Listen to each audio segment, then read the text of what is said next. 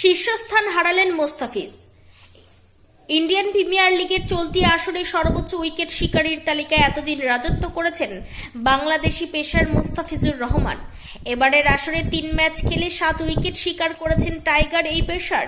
এতে ফ্র্যাঞ্চাইজি লিগটির সর্বোচ্চ উইকেট শিকারীর পুরস্কার পার্পল ক্যাপ ফিজের দখলেই ছিল।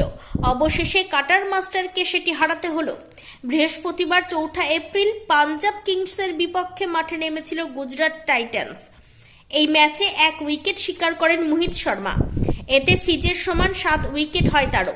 ফলে ইকোনমিতে দ্য ফিজের থেকে এগিয়ে থাকায় তাকে সরিয়ে শীর্ষে উঠেছেন মোহিত।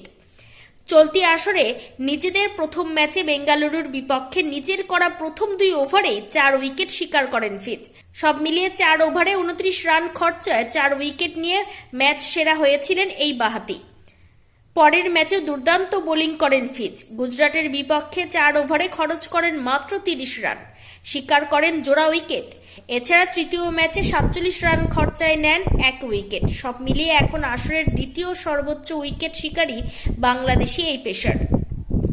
এদিকে চলতি বছরের জুনে ওয়েস্ট ইন্ডিজ ও যুক্তরাষ্ট্রে মাঠে গড়াবে টি-20 বিশ্বকাপ। বৈশ্বিক এই টুর্নামেন্টের জন্য ভিসা প্রক্রিয়া সম্পন্ন করতে মঙ্গলবার দেশে ফেরেন ফিজ। এই কাজ শেষ করতে তার 3 দিন সময় লাগবে, তাই নিজেদের আগামী ম্যাচে ফিজকে পাচ্ছে না চেন্নাই সুপার কিংস।